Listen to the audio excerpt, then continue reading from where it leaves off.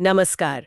आज हम समंदर की गहराइयों से एक बहुत ही अजीब और दिलचस्प जीव को समझने की कोशिश करेंगे। इसका नाम है ब्रैंकियोस्टोमा, जिसे आम तौर पे मतलब लोग एम्फियोक्सिस भी कहते हैं। हमारे पास जो जानकारी है वो इसकी बनावट और जीने के तरीके पर रोशनी डालती है। देखते हैं ये छोटा सा जीव इतना खास क्यों है, खासकर जब हम जानवरों के विकास की कहानी को देखते हैं। तो ये है फाइलम कॉर्डेटा का सदस्य, मतलब उसी समूह का जिसमें हम इंसान और दूसरी रीढ़ की हड्डी वाले जानवर आते हैं। हाँ बिल्कुल। लेकिन ये सेफेलोकॉर्डेटा सब फाइलम में है, मतलब ये एक तरह से हमारा बहुत ही दूर का और काफी सरल रिश्तेदार है ना। एकदम सही। बहुत ही बुनियादी कॉर्डेट। दिखने में कैसा है? छोटी पतली मछली जैसा, मुश्किल से 5 से 8 सेंटीमीटर लंबा होगा और लगभग पारदर्शी। बिल्कुल। अच्छा, और रहता कहाँ है ये? ये गर्म समुद्र के किनारों पर रेतीले पानी में रहता है। रेतीले पानी में? हाँ, दिन में रेत में छुपा रहता है और रात में शायद थोड़ा बाहर तैरने निकलता है। अच्छा, इसकी शरीर की बनावट भी मैंने पढ़ा थोड़ी अनोखी है, मतलब कोई साफ सिर नहीं दिखता। नहीं, कोई असली सिर नहीं है, बस आगे एक थूथन जैसा हिस्सा होता है, रोस्ट्रम कहते हैं उसे। और शरीर पर कुछ छेद होते हैं? हाँ, 3 मुख्य छेद हैं। एक तो मुंह जो आगे नीचे की तरफ होता है। ठीक है। दूसरा एट्रियोपोड, वेंट्रल साइड पर, जहां से पानी बाहर निकलता है। और तीसरा एनएस यानी मलद्वार, जो पूंछ के आधार के पास है, थोड़ा बाईं तरफ। फिन्स भी होते हैं तैरने के लिए। हाँ, मीडियन फिन्स है, ऊपर डॉर्सल, नीचे वेंट्रल और पूंछ पर कॉर्डल फिन।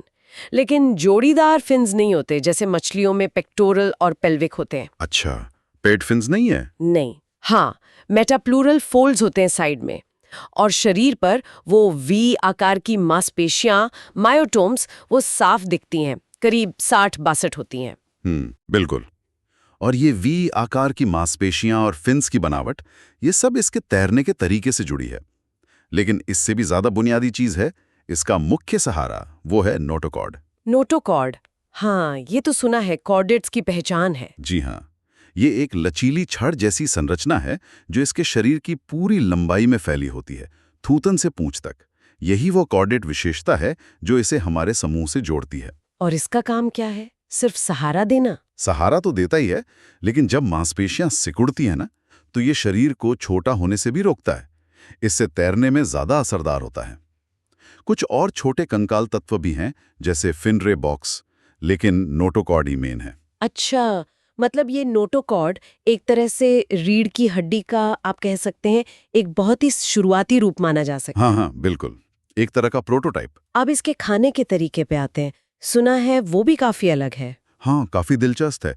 इसे सीलरी फिल्टर फीडर कहते हैं। Ciliary filter feeder? हाँ, मतलब ये पानी से खाना छान कर खाता है। इसके मुंह के पास एक व्हील ऑर्गन नाम का अंग होता है। वो सीलिया की मदद से पानी की धारा को अंदर खींचता है। अच्छा। फिर मुंह के आसपास छोटे धागे जैसे स्ट्रक्चर होते हैं, ब्यूकल सीरी, और अंदर वेलार टेंटिकल्स।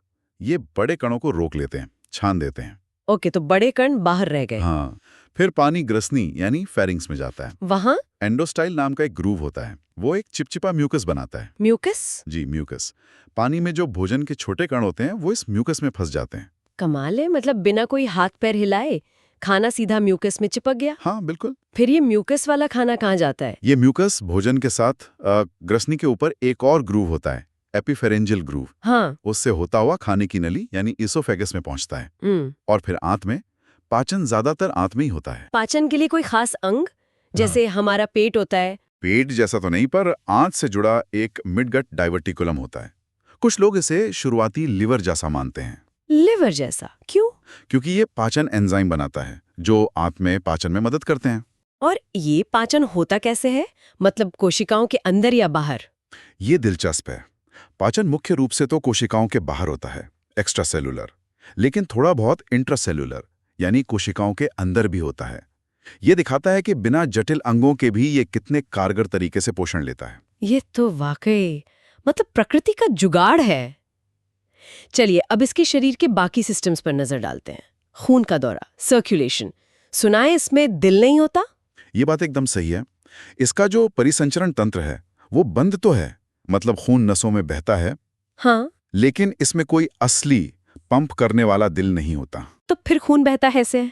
खून रंगहीन भी होता है, उसमें हीमोग्लोबिन जैसा कोई पिगमेंट नहीं है।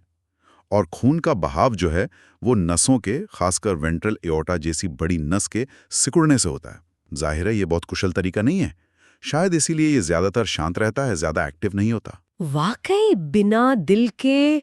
और सांस सांस कैसे लेता है फिर? गलफड़े होते हैं नहीं, गलफड़े या फेफड़े जैसे कोई खास अंग नहीं है? तो फिर गैसों का आदान प्रदान, मतलब ऑक्सीजन लेना और कार्बन डाइऑक्साइड छोड़ना, वो सीधे शरीर की पतली सतह से हो जाता है।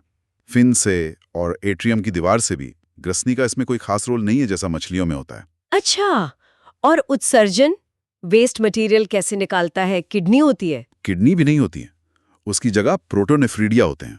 प्रोटोनेफ्रिडिया ये क्या है? ये काफी आदिम उत्सर्जन अंग है जिनमें सोलेनोसाइड्स या फ्लेम सेल्स नाम की खास कोशिकाएं होती हैं। ये कुछ फ्लैटवर्म जैसे जीवों में पाए जाते हैं। तो ये भी एक और सरल विशेषता है इसकी। यानी हर सिस्टम बहुत ही सरल है। तंत्रिका तंत्र, नर्वस सिस्टम के बारे में क्या? क्या इसमें दिमाग जैसा कुछ होता है? असली दिमाग तो नहीं होता जैसा हमारा है, लेकिन एक पृष्ठीय खोखली तंत्रिका रज्जु होती है, डॉर्सल हॉलो नर्व कॉर्ड। हाँ, ये भी एक कॉर्डेट फीचर है। बिल्कुल। इसके अगले सिरे पर एक हल्का सा फुलाव होता है, उसे सेरेब्रल वेसिकल कहते हैं, पर वो कोई संगठित मस्तिष्क नहीं है। तो फिर ये अपने आसपास की दुनिया को महसूस कैसे करता है? आंखें हैं? आंखें तो नहीं, लेकिन रोशनी पहचानने वाले कुछ धब्बे होते हैं जिन्हें ओसेली या आई स्पॉट कहते हैं। वो नर्व कॉर्ड के साथ साथ होते हैं। और त्वचा पर स्पर्श और केमिकल महसूस करने वाली कोशिकाएं होती हैं। तो इसकी दुनिया को महसूस करने की क्षमता हमसे बहुत अलग और आप कह सकते हैं बहुत बुनियादी होगी। और प्रजनन, बच्चे कैसे पैदा करता है? इसमें नर और मादा अलग अलग होते हैं, मतलब सेक्सेस सेपरेट हैं। ठीक है। गोनाड यानी जनन अंग, वो शरीर के खंडों में होते हैं, मायोटोम्स के नीचे। लेकिन उनसे युग्मक यानी अंडे या शुक्राणु बाहर ले जाने के लिए कोई खास नलिकाएं या गोनोडक्ट्स नहीं होती। तो फिर युग्मक बाहर कैसे आते हैं? जब युग्मक परिपक्व हो जाते हैं तो गोनाड की दीवार फट जाती है। फट जाती है? हाँ, और अंडे या शुक्राणु सीधे शरीर के अंदर की गुहा एट्रियम में आ जाते हैं और फिर एट्रियोपोर से पानी में चले जाते हैं। अच्छा, मतलब शरीर से सीधा पानी में? जी, निषेचन यानी फर्टिलाइजेशन पानी में ही होता है, बारी निषेचन, और विकास के दौरान एक लार्वा अवस्था भी आती है जो तैरता है। तो कुल मिलाकर अगर हम देखें, एम्फियोक्सिस एक ऐसा जीव है जो कॉर्डेट्स के जो मूल डिजाइन्स हैं उनको बहुत ही सरल रूप में दिखाता है, जैसे नोटोकॉर्ड, पृष्ठीय तंत्र का रज्जू, ग्रसनी में गिल स्लिट्स, हालांकि वो सांस लेने के बजाय खाने में मदद करते हैं। हाँ, बिल्कुल। लेकिन इसमें दिल, असली दिमाग, खास श्वसन अंग, किडनी जैसी कई चीजें नहीं हैं जो बाद के कशेरुकियों मतलब वर्टिब्रेट्स में विकसित हुई। एकदम सही कहा आपने। और इसीलिए ये जीव विकास के अध्ययन में इतना महत्वपूर्ण है। ये हमें उस ब्लूप्रिंट की, उस मूल शारीरिक योजना की झलक देता है जिससे शायद हम जैसे कशेरुकी जानवर विकसित हुए। इसकी सादगी ही इसकी सबसे बड़ी जानकारी है। यह हमें सोचने पर मजबूर करता है कि जीवन की जो जटिलता आज हम देखते हैं वो किन बुनियादी ढांचों पर खड़ी हुई है। और जाते जाते एक सवाल हम सोचने के लिए छोड़ जाते हैं। एम्फियोक्सिस का तंत्रिका तंत्र इतना सरल है और ये दुनिया को बस रोशनी के धब्बों और छूने या केमिकल से महसूस करता है। क्या हम कल्पना कर सकते हैं कि इसकी जागरूकता या इसका अपनी दुनिया का अनुभव हमसे कितना अलग होगा? हाँ, ये गहरा सवाल है। क्या ये चेतना का बिल्कुल ही प्रारंभिक, एकदम मौलिक रूप हो सकता है? सोचने वाली बात।